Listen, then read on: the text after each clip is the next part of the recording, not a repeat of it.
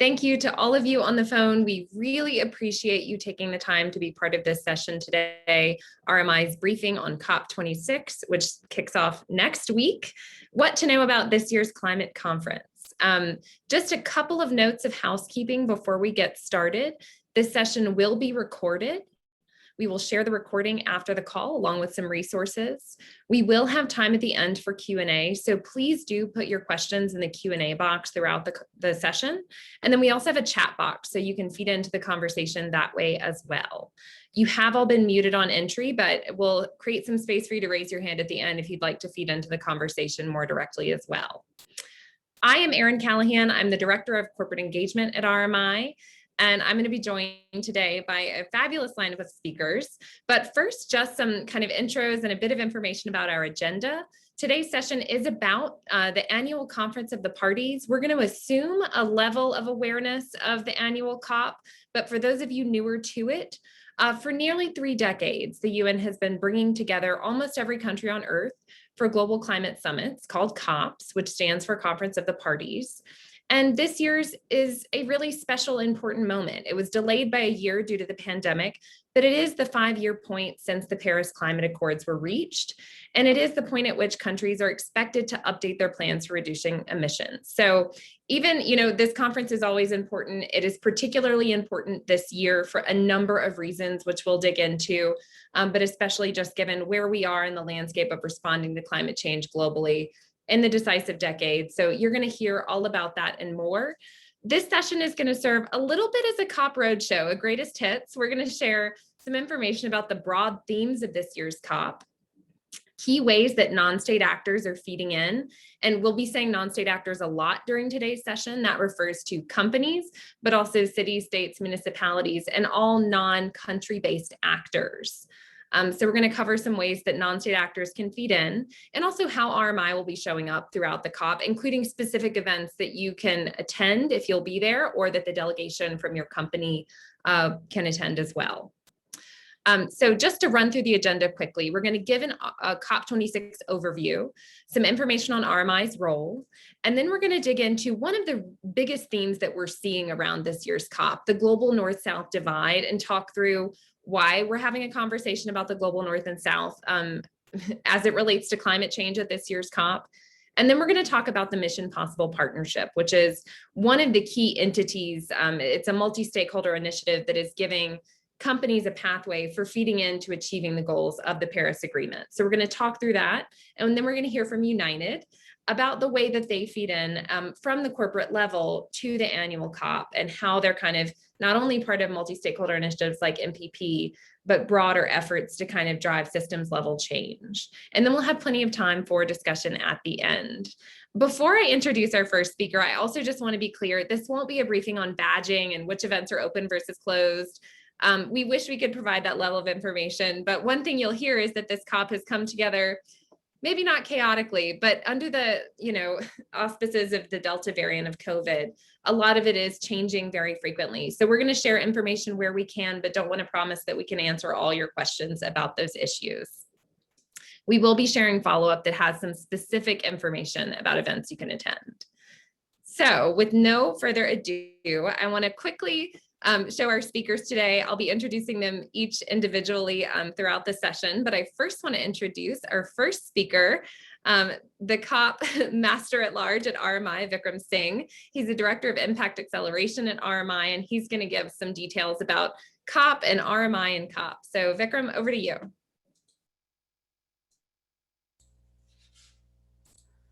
Hi, everyone. It's a pleasure to be with you today. I'm Vikram Singh, Director of Impact Acceleration at RMI. I've been tasked to give you a quick corporate overview of what we hope to achieve at COP this year, and I've been only given 5 minutes, so apologies if I rush through things. I want to give ample time to my colleagues here to really dig in deep into some of the issues that I'm about to lay out for you. We, of course, are RMI. We have 40 years of pioneering experience in the path to clean energy. Our founder, Amory Lovins, coined the term the soft path to energy, really referring to distributed energy resources. So we have a lot of expertise in this area, as well as in developing integrated clean energy systems. You might be interested to know that we have a growing portfolio and a presence in the global South. That means Southeast Asia, Africa, the Caribbean, where much of our work on energy transitions is growing. We're scaling energy solutions through market-affiliated partnerships. We have a number of spin-off organizations, Climate Trace, REBA, the Energy Web Foundation, number of organizations that we've helped stand up. And we, of course, have cultivated a deep history of collaboration and coalition building within the organization, which we think makes us uniquely situated to make this year's COP a success and have a unique voice at this year's COP. Next slide, please.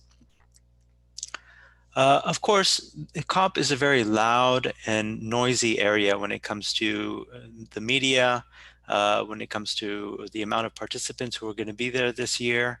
As Aaron referred to, it's been delayed by a year, so there's certainly a clamor to get on the agenda at this year's COP.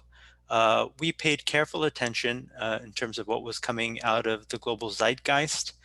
We had high-level consultations with a high-level champions group who was organizing COP with the COP UK presidency. And then we really thought about our own strengths as an organization and really focused on three emerging themes as we were planning for this year's COP. One is the role of non-state actors, which are many of you represented on this call, and we'll get into that very shortly. Secondly is the yawning divide between the global north and the global south. Certainly resource and vaccine equity are at the top of everyone's mind as we think about COP this year, and the arrival of $100 billion that was promised from the global north to the global south, which is a promise that as yet remains unfulfilled. And then finally, market-driven catalysts as a solution for climate change, which we think is a real sweet spot for us as an organization, given our history in coalition building and working with markets. Next slide, please. For you as corporate and non-state actors, we really wanted to focus on the theme that's coming out of COP this year, and that's that government can't do it alone. The shortcomings of the NDCs and the intergovernmental processes are really laid to bear in front of us all. Big countries like China, India are not making huge commitments when it comes to climate promises this year. And that's leading to a conversation about corporates filling the gap and really strengthening the backbone of non-state actor commitments. Really, how do we hold non-state actors to hold their feet to the fire to make sure that they're really achieving results, and how are we measuring those results? And we're seeing the opportunities for that to get involved and to get organized through various organizational sectors, through various thematic sectors, and that is going to be a very rich conversation at this year's COP. And certainly the organization of supply chains, as we think about the supply chains issues facing our own country here in the United States this year. Those are a very powerful dynamic as we think about affecting climate change in the lead up to COP. When it comes to financing for impact, we think you'll be hearing a lot about investing in sustainability, not just as a resource or something that's good for the climate, but something that's also very profitable. Certainly that's provable through a lot of the clean energy portfolios that are being rolled out throughout the world this year, particularly in the global south. And then you'll be hearing a lot about debt relief. To the extent that debt can be forgiven in a lot of economies, it can create a flexible space to deploy innovative financial instruments and incentive structures to crowd in local, if not private, investment in a lot of countries. And we think that that's going to be a hot topic at this year's COP. And of course, all of this feeds in quite nicely with RMI's ethos of influencing markets for catalytic change. And again, I emphasize that that's a real sweet spot for us as an organization. And you'll see that in the next slide, please. Through the five key priority programs that we're hoping to highlight at this year's COP. One is the Mission Possible Partnership, showcasing decarbonization in 7 hard-to-abate sectors. We had a big pre-COP event on October 14th, co-hosted by Reuters, and we'll be hosting a number of events at COP in conjunction with the We Mean Business, the World Economic Forum, and the Energy Transitions Commission. The Climate Intelligence Program will be participating in the Methane Pledge, something that is being pushed by the United States and EU quite strongly. They want to create a global methane hub to have a broad-based discussion around this pollutant. And we think it's particularly relevant in light of the recent IPCC AR6 report that just came out that received a lot of publicity. We'll be also launching our Energy Transitions Academy, which is a Global South capacity building program and professional knowledge sharing network. And we think that this will again speak to that North-South divide that I referred to earlier, and will be a powerful tool to bringing countries along towards energy transitions. Not to be outdone, our Climate Finance Access Network will be unveiled, which is designed to unlock resources in emerging markets by targeting a lot of multilateral development banks and international financial institutions. We'll be seeking to unlock resources in Global South countries by embedding advisors directly in those countries. Particularly this year, we'll be focused on SIDS, small island developing states, which are emblematic of many of the calamities being faced by countries facing climate change. And we hope to be announcing our first cohort of Pacific Island advisors in the Climate Finance Access Network at COP this year. And finally, the Green Hydrogen Catapult will be launching a coalition promoting the benefits of green sustainable hydrogen with a near-term focus on shipping and steel. And we think that this dovetails quite nicely with the Mission Possible partnership mission that I referred to above. Without any further ado, let me pass the baton off to my colleague, Justin Locke, who will talk in more depth about some of the issues that I just referred to here. Thank you, Vikram. And I'm going to introduce Justin.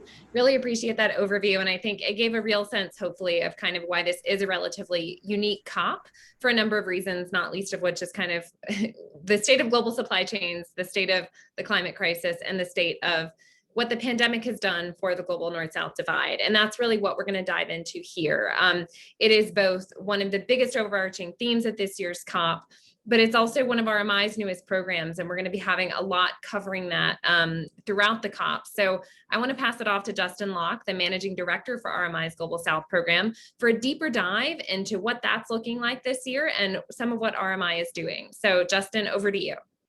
Yeah, and thank you, Erin, and thanks, Vikram, for really setting the context there. So, I'm just going to jump right in. As we have seen over the last 2 years, inequities across our society, particularly between rich and poor countries, have been exposed and exacerbated. The growing friction between rich countries, which we refer to as the global north, and poor countries, the global south, will be on full display at the upcoming COP in Glasgow. That is the primary issue that we see leading up to the COP. For example, some Pacific islands that, their very existence is threatened will not even be at the negotiation table because they can't get to COP because they're unvaccinated.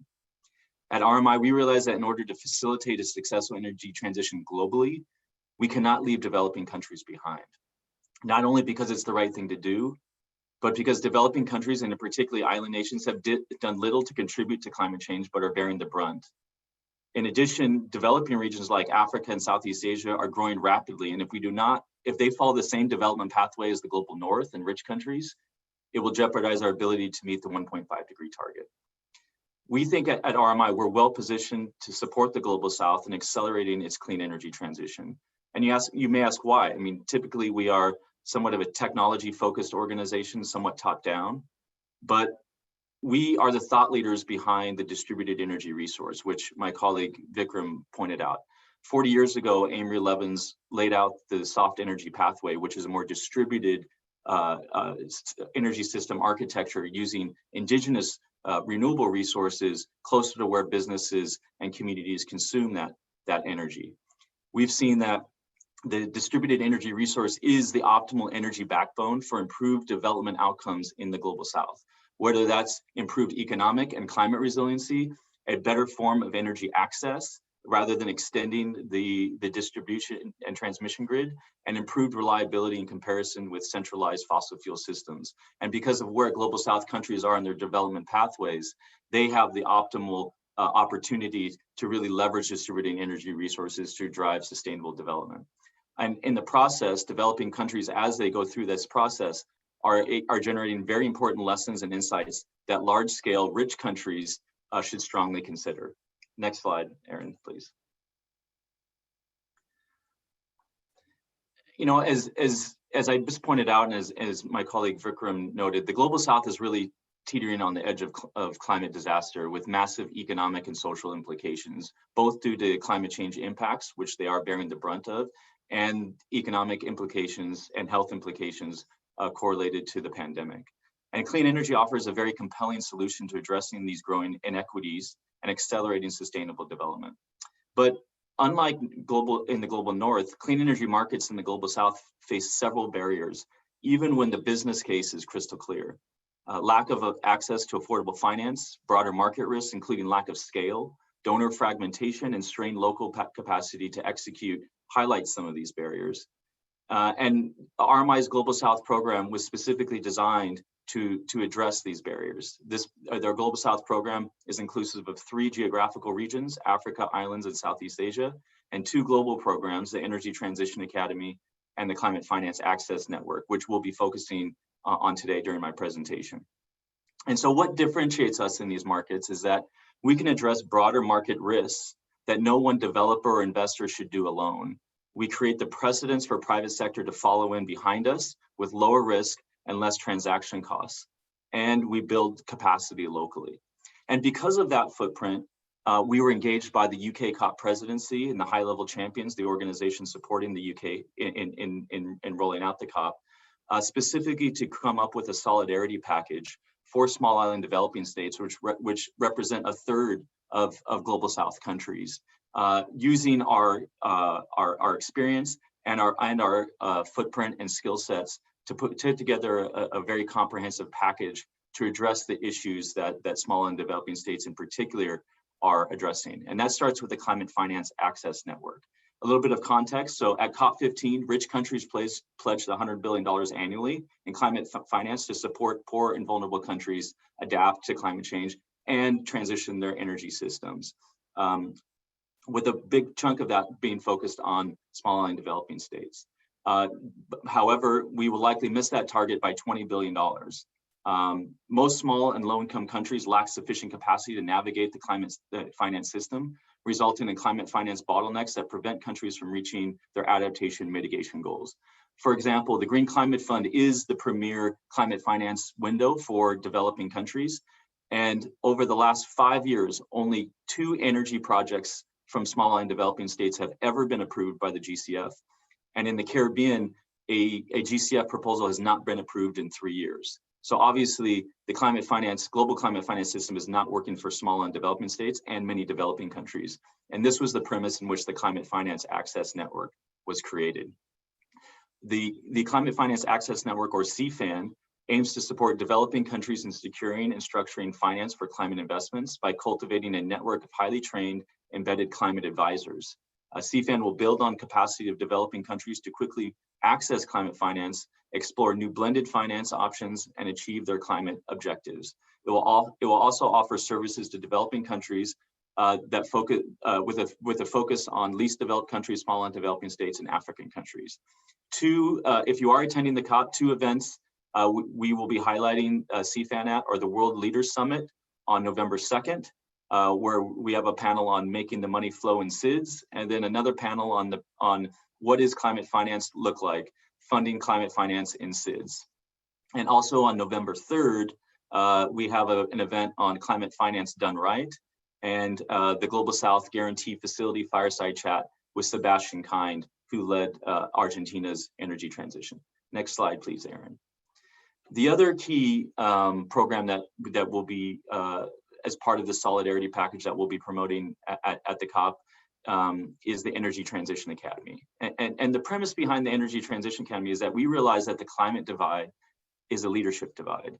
And if we are to be successful in accelerating the energy transition in the Global South, we must invest in its leaders to drive its own pathways independently, as is not feasible for RMI or our partners to have boots on the ground in every country in the world. The premises for establishing RMI's newest program, the Energy Transition Academy, is that we can have nonlinear scale by leveraging leadership across the Global South. The ETA is a global platform for energy leaders to access curated information, tools, peer-to-peer learning, problem solving, and coaching networks. The goal of the ETA is to provide the Global South leaders, energy leaders, with the community, skills, experience, and tools to act at the pace and scale needed to address the climate challenge. It incorporates 3 key pillars: a global energy platform, a leadership accelerator, and an experience exchange platform. 2 events in which we'll be formally launching the Energy Transition Academy at the COP. One's November 9th, a session on cultivating communities of practice, lessons from the Global South in the pursuit of SDG 7. And then on November 11th, reimagining energy leadership, achieving our climate goals through the peer community faster together. And a full list of all these events will be provided afterwards. Aaron, if you can go to the last slide, please. So we thought it was important to be quite explicit about how businesses, corporates, and other non-state actors can support the Global South, given that a lot of the focus with developing countries is government to government. One, there's a need for innovative financial instruments, instruments that leverage a lot of the cheap debt that we see on the sidelines, which developing countries are not accessing because the instruments that have been traditionally deployed, the financial instruments that have been traditionally deployed, are dated and need to be revised. On top of that, we see leadership development, obviously through the Energy Transition Academy, as critical, but corporates have a key responsibility in developing the leaders of the future. The next is unlocking supply chains. On average, developing countries pay 30% more for hardware components for clean energy projects because of the lack of maturity of those supply chains. And we think that corporates in particular have a key role to play in maturing those supply chains.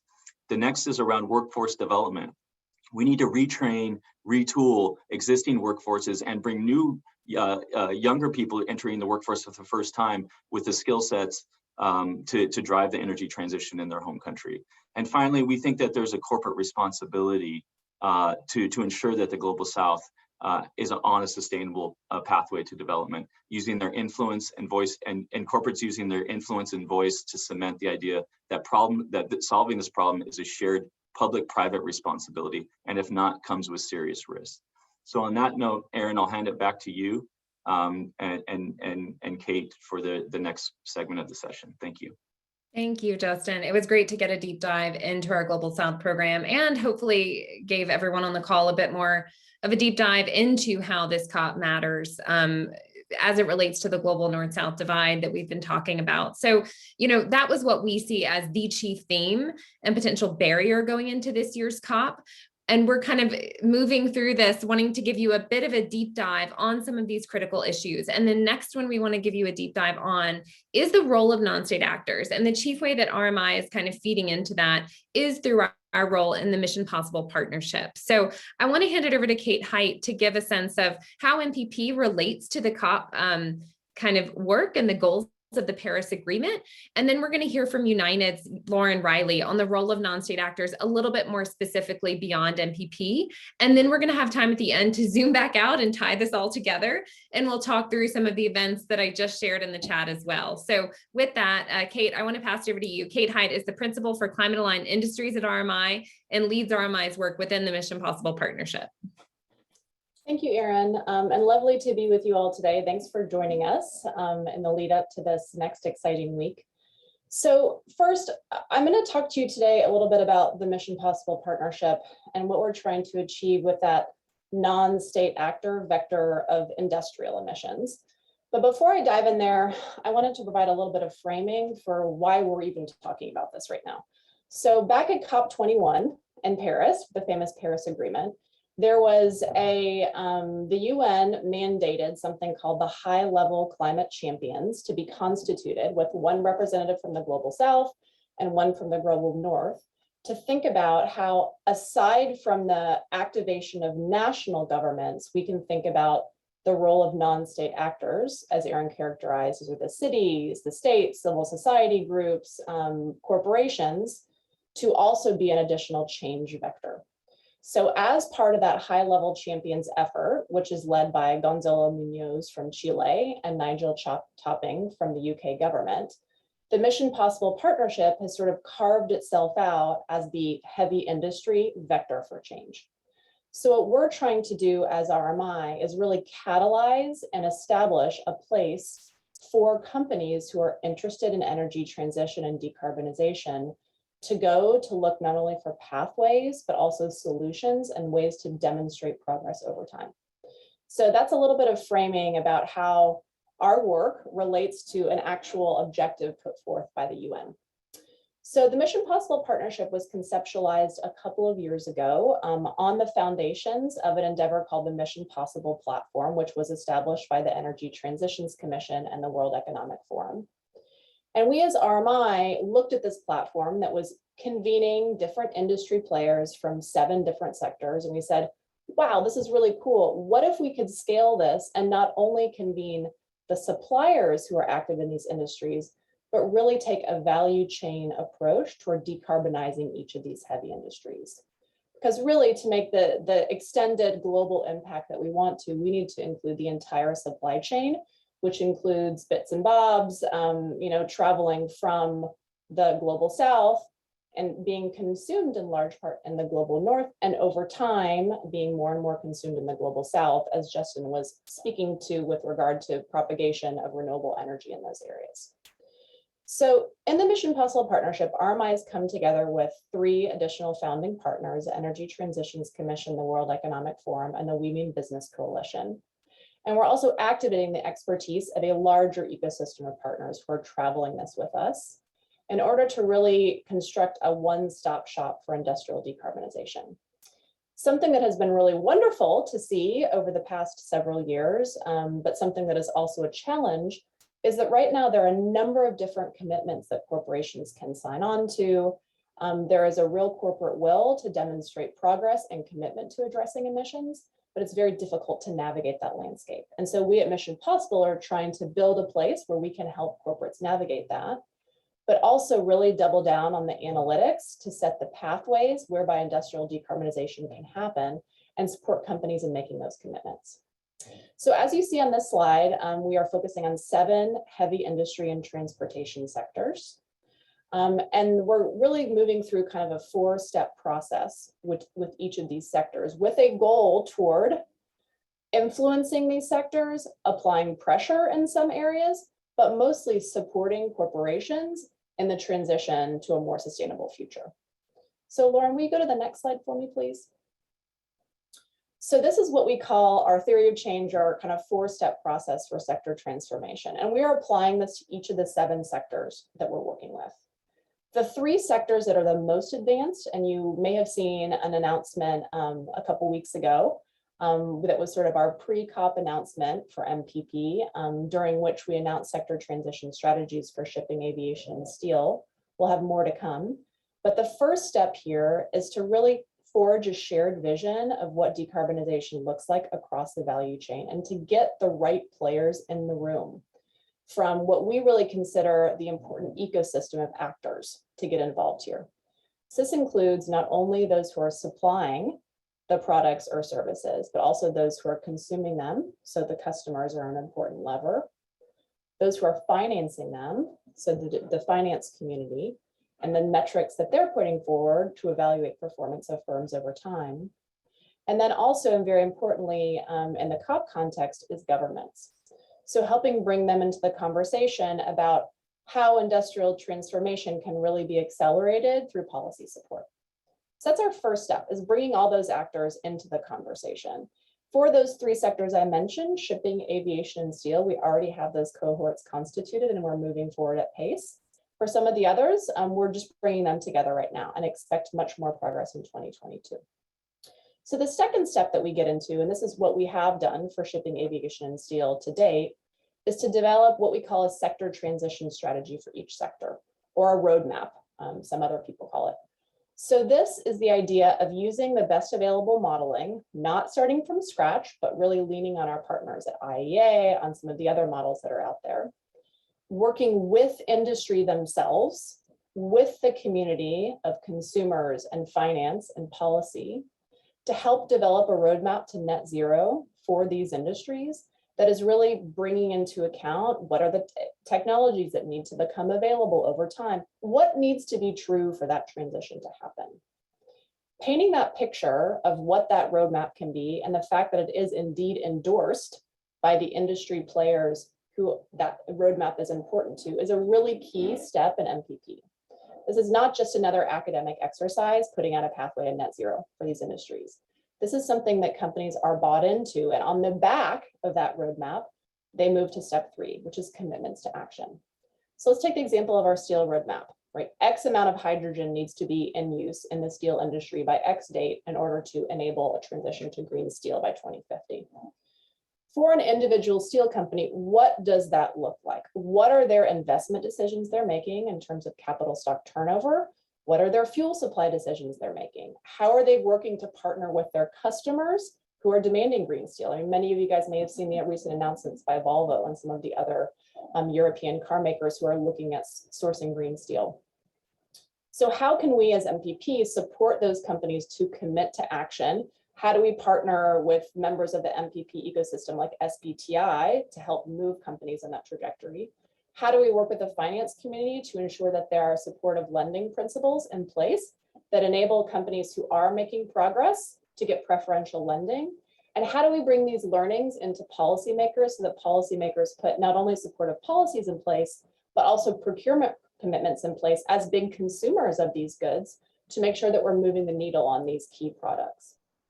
So that's the commitment to action phase. And then the final phase is one that coming from sort of emissions traceability, I worked for US EPA for many, many years, I find really, really important to the credibility of this work. So there have been a proliferation of net zero commitments by companies. They're starting to get some scrutiny by civil society of, is there a there? Is this just a marketing ploy? Is this actually happening? And that is where the supporting implementation piece of our work at MPP comes in. How do we work with companies to enable them to adopt appropriate tracking tools that can provide the transparency to the public that they can demonstrate progress over time? How do we do some innovative pilots and financing blueprints so we can prove that these models work, and then we can scale them and really take them into the community so that we can have big time financing for innovative projects? And how do we integrate into individual projects metrics for success? So that's a lot of the work that we as RMI are going to be supporting through our climate intelligence program, through our breakthrough technologies program that's focused on getting some of these new tools into the ecosystem. So that's a little bit of a snapshot about what we're up to at MPP. There are a number of different events at which you'll see MPP at COP. We will be doing quite a bit of speaking. Our co-executive directors for MPP, Faustine de la Salle and Anthony Hobley, will be speaking at events on cement, on steel, on aviation, on shipping. So please do check out our website, check out the COP calendar in general to see some highlights of the important action that's taking place in these key sectors. Thanks, back to you, Erin. Thank you so much, Kate, and thank you for that presentation. So hopefully that's given everyone a bit of a kind of grounding and non-state actor role of COP, and also one of the key themes, the global North-South divide. So we've kind of zoomed in on those two things, and now we want to zoom out a little bit and spend the second half of this session kind of talking through how should you be thinking about showing up at COP. So we'll have a discussion with all of the panelists you just heard from, where we're going to do that zoom out. But first, we are very lucky to have Lauren Riley, Managing Director for Global Environmental Affairs and Sustainability from United Airlines, with us today. She is part of MPP and has been very actively involved in that, as well as the broader kind of COP dialogues. And United has a presence at these every year. And Lauren, as we kind of kick off this part of the session, I would love to start just by asking, why does United prioritize participating as a non-state actor in the COP and MPP? And these are kind of both collaborative multi-stakeholder initiatives that really build on the work you do internally. Can you talk a little bit about why United finds that so important and valuable? Sure, I'm happy to. And before I start, just thank you to Erin and the RMI community for the opportunity to talk about this. I mean, everyone describes this as the decade of action, and it truly is. I mean, we've got some significant progress to make in our transition to clean solutions, and it's really important for a partnership like this to enable that change. So yes, we will be participating in COP26 as well. It's no surprise to anyone, in particular here in the US, that a lot of the progress made on climate ambition over the last couple of years has really largely been led in the commercial space, in partnership with our NGOs as well, but not a ton of engagement from the government partnership. So that has since changed. We've had quite a shift in sort of dialogue and engagement under the Biden administration, who has really prioritized climate as one of its focus areas. But prior to that, it was really about corporate stepping forward, saying it's time to change the way that we do business and to make sure that that change happens with integrity. So for years now, there has been a whole host of cross-industry, cross-sector dialogues and road mapping efforts, as was just discussed, to really start taking these really important and critical steps forward. And truly our role in this whole equation is really to send a demand signal that as a consumer of fuel in this circumstance, or airplanes, to service our customers, we will purchase the lower carbon or no carbon solution. We will work with you on addressing that green premium associated with that product or service. And so COP really affords us an opportunity to sort of level up and identify not only just the progress that corporates have been making in partnership with some of the non-governmental groups, but then also sort of extend across the aisle and work with our government leaders to really address the policy foundation that's required right now to enable this transition to be successful.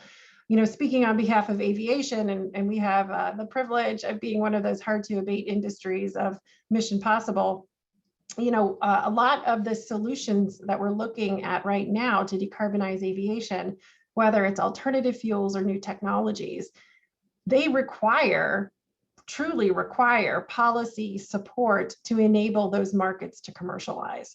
And so we're at a bit of a crossroads right now, or perhaps a moment of reckoning is a better way to describe it, where if we're not able to pull together and build the foundation around policy to enable these long-term signals that yes, the transition is happening and it's here to stay, then we will be waffling for more years to come. And quite frankly, we can't afford to do that. And so participation at COP, while perhaps we're not at the table negotiating these nationally determined contributions on behalf of any country, our voice at the table saying that enterprise and corporates are not shying away is critically important to validate some of the ambition that our policy negotiators will be bringing to the table to make sure that we come out of this decade of action with really a true path towards net zero.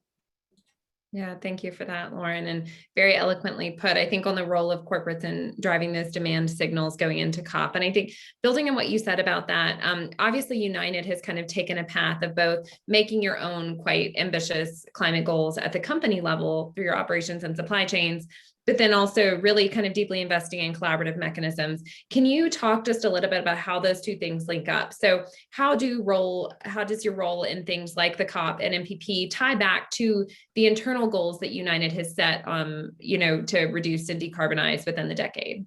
Yeah, that's a great question. So United has declared two goals around climate. First, net zero by 2050 without relying on carbon offsets. I think we are the only airline in the world that has declared that we're not going to rely on carbon offsets. And the reason we did that, Erin, is because we thought long and hard about what does it mean to really assert a climate ambition around net zero in a hard to abate industry where we don't have readily available solutions. And for us, it really became a conversation about values and about integrity. We cannot afford to take, quite frankly, what our limited resources are right now coming out of the pandemic and investing our dollars in solutions that don't address the emissions caused by aviation operations. To us, that just seemed somewhat hypocritical. And so our strategy was really to focus our investment, our engagement on those solutions that enable us to actually decarbonize aviation itself to stop the emissions in the first place. That was really important to us. The second goal that we just announced last month is a science-based target that aligns with the Paris Agreement to reduce the carbon intensity of flying 50% compared to 2019 by 2035. And that's really, really important because we do recognize that, number one, we do need to align with the goals of Paris Agreement. And number two, we need to make some progress in the interim. 2050 is really far away. So how do we demonstrate commitment and action right now? So United has a long time been a leader, sort of somewhat forcing the hand of the industry in a lot of ways, for better or for worse. And some of these collaborations like MPP and Clean Skies for Tomorrow and some of these other initiatives in which we work with RMI really have afforded us the opportunity to learn, listen, collaborate, and really make sure that there's comfort and confidence in how we can move forward together as an industry so that we can take an even more ambitious step forward. And it's been really exciting because, you know, if you're able to marry the intention of a corporation like United Airlines with an industry voice across multiple airlines, with the power and the integrity of our nonprofit partners, and then also the access and the mechanisms afforded by government, you really can affect markets in a very substantial manner. And so that's really where we are right now when it comes to decarbonizing aviation. Mm-hmm. That's great. Thank you so much. And, you know, I think it's really great to hear a little bit about why a company like United Values kind of showing up at COP. COPs have not traditionally been events for companies. They have been kind of state level actor events. So they've been countries talking to each other. And we started to see that change with Paris. And I think we've continued to see companies kind of play a role, and it's been clear that they do have a role in driving forward progress, especially, as you said, in the landscape of kind of slowed nation level action over the past 5 years. Could you talk a little bit about, you know, what you might say to other companies who are looking to either grow a presence at COP or navigate what their presence looks like? And, you know, I'm thinking in the year of this pandemic, some people are going to be showing up virtually. Some people are going to have small delegations in person. And some people are going to be trying to watch from afar. Some people are going to be trying to participate via op-eds and things like that. How does United think about how you show up at the conference? And what would you kind of recommend to others trying to navigate some of those questions?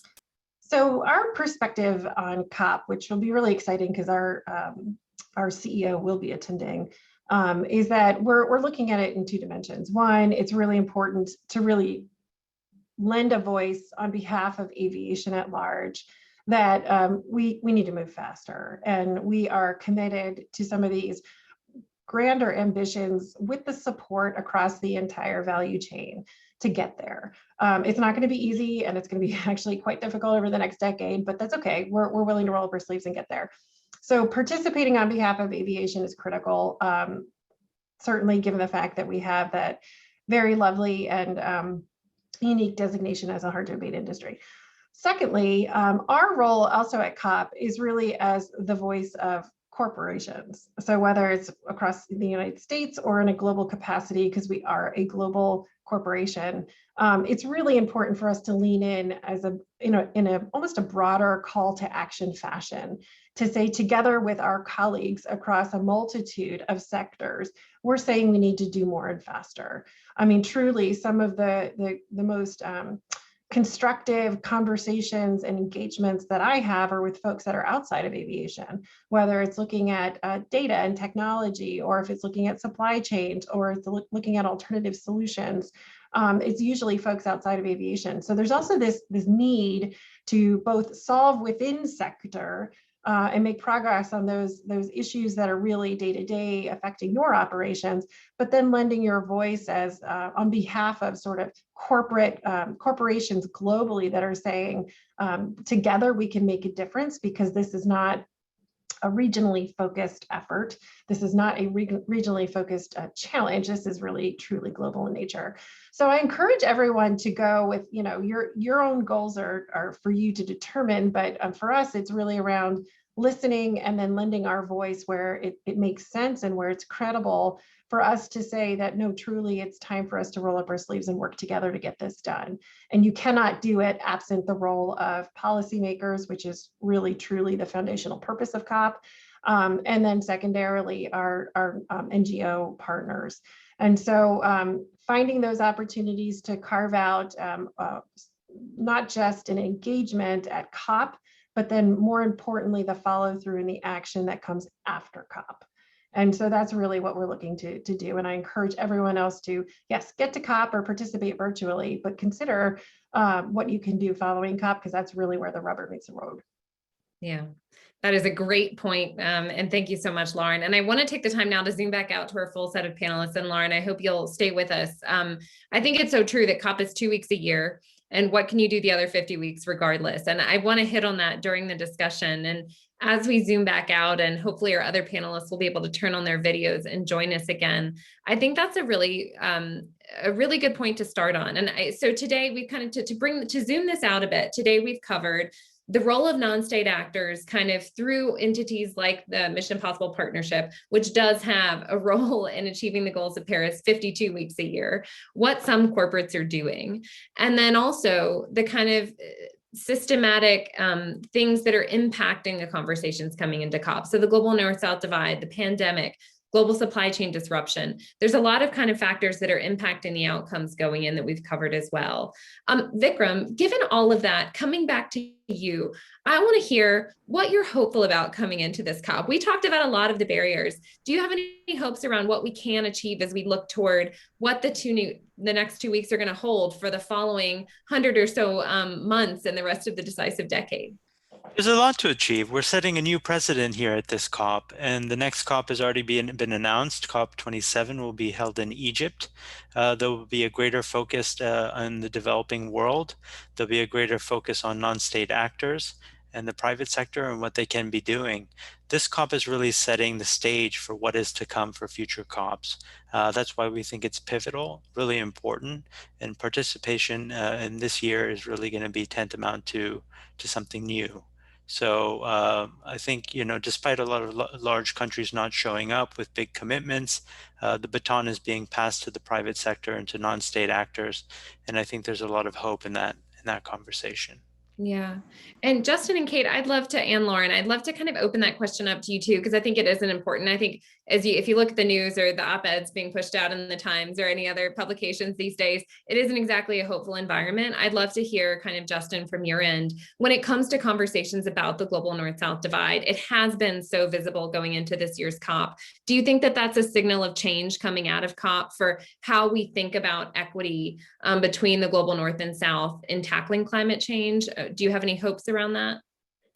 Yeah, I mean, I think, the pandemic exposed a lot of inequities and obviously exacerbated many of those. And I think a spotlight was put on that, not only within our own societies, but globally. And I think there is a renewed focus on equity in the context of climate justice, right, when it comes to the countries that are bearing the brunt. And I think this COP is going to be messy, right? And it's unfortunate that we put so much pressure on the COP, right? I mean, the G7 failed, the G20 failed, and we just keep kicking the can, right? And then all this collides at the COP. But what I'm hopeful of is that I think there's a strong focus on mobilizing the private sector to address these needs instead of continuing to rely on government action, right? That there's a lot of cheap capital on the sidelines right now ready to be invested with the right set of ingredients and incentive structures. And I think for the first time, at least that I've seen, there seems to be a strong focus on mobilizing that private sector investment through things like the GFANs. I'll put that in the Glasgow race to net zero, and banks like Bank of America making big commitments and whatnot. So I think those kinds of things I think is something that we see as something that is new, refreshing, and hopefully really accelerates the energy transition moving forward. Yeah, that's a great point. Kate, anything that you or Lauren would add to that before we kind of move into some of the other kind of things for people to think about going into next week? I mean, I can just build on that. I will note that even the past 6 months, there has been this incredible amount of energy put into thinking about COP by corporations. And that is incredibly encouraging. And it is a different conversation we are having now than we had previously. So yes, things are a mess. COP is not as organized as it has been in the past. The Delta variant rages. There's inequitable distribution of vaccines around the world.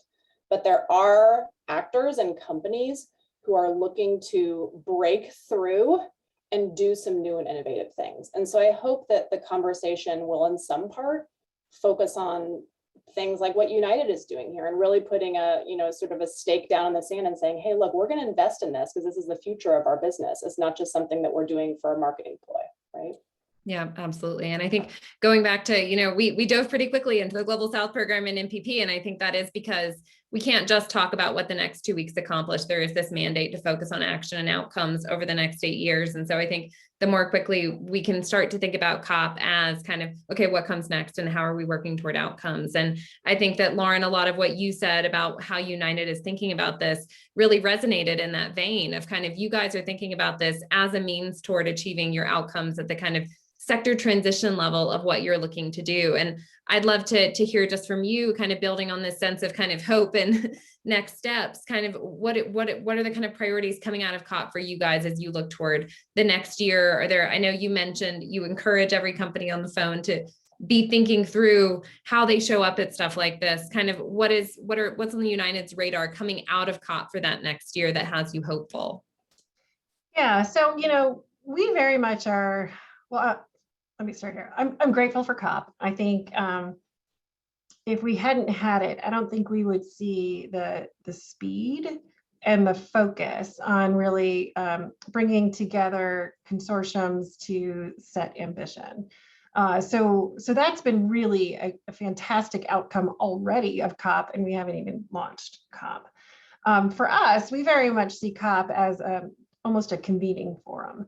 So it's causing us to kind of put a marker down in a timeline that says who's going to really show up and demonstrate that they're willing to advance towards a cleaner solution for your industry, and who's not. Not necessarily meaning do you participate in COP or not, but more, are you participating in the Mission Possibles?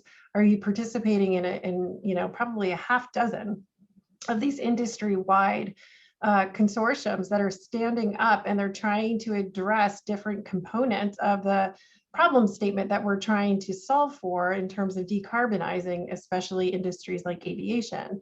And so that has really progressed the conversation at a clip and a speed that we have never seen before. And so for that alone, I'm grateful for COP. For us, truly though, the real action comes after COP, and finding ways to make sure that none of us are taking on these actions in isolation of the other, because truly right now, to enable a successful transition and one with integrity, we do need to work together from issues like accounting and how we're tracking progress all the way through to incubating technologies and commercialization. And there's a whole host of action in there that needs to happen to make sure that the intention of COP is honored coming out of it. Yeah, that's a really great point. And I think as we have about 5 minutes left, so if people have last questions from the audience, please feel free to put them in the chat or Q&A box.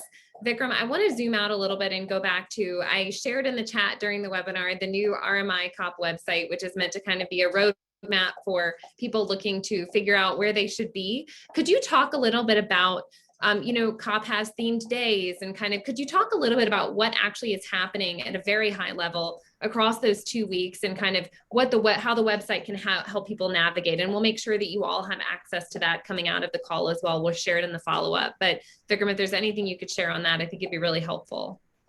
Yeah, the COP has several themes per day. I don't have that information on hand in front of me. There's a finance day on November 3rd. There's an energy day on November 4th.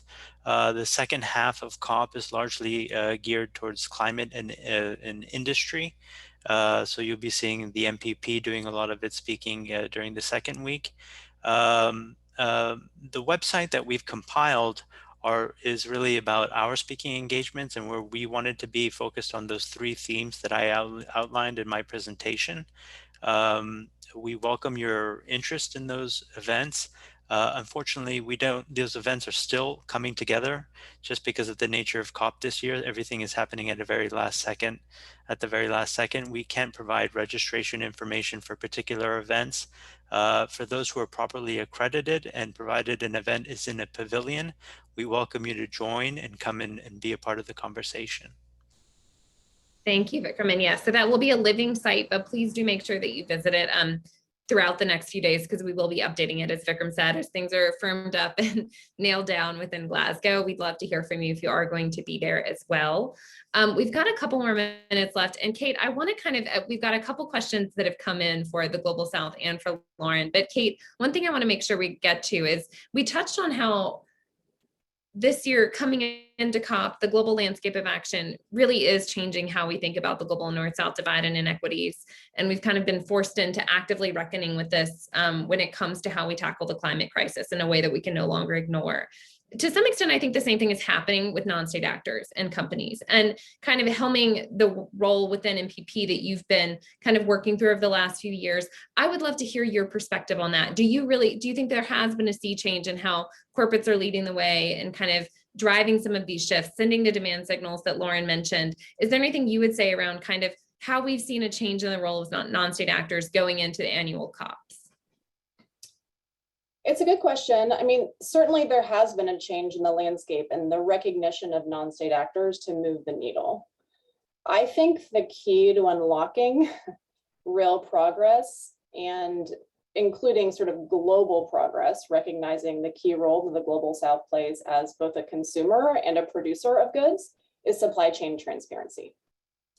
So we are seeing consumers, both corporate consumers like Volvo, and individual consumers who are interested in product standards, demanding more transparency into where their stuff is coming from.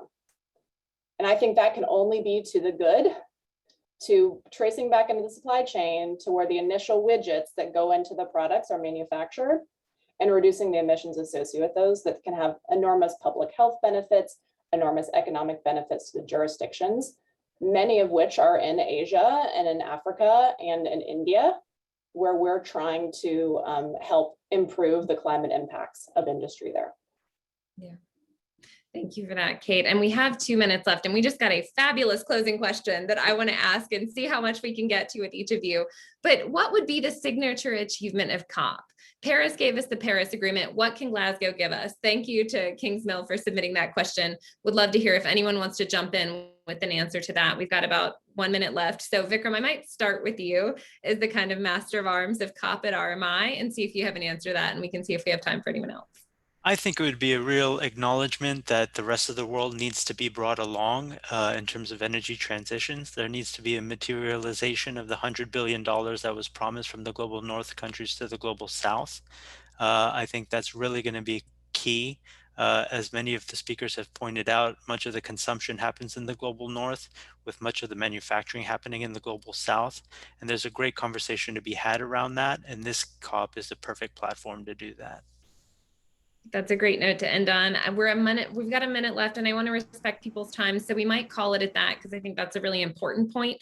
I want to thank everyone on this call: Lauren, Justin, Kate, Vikram. Thank you so much for the hour of your time. And to everyone who joined, thank you so much. This is something we want to be doing more of, briefing you guys on things like this. So we will send around some follow-up, our new COP website, and we really want your feedback. We hope that you will be in Glasgow, either virtually or in person next week. If you will be, safe travels. May it be as minorly chaotic as possible. And we really appreciate you giving us your time. So thank you, and I hope you have a great rest of your week. Good luck in the rush to COP, if there is one, wherever you are, and we will hope to talk soon. Have a good one.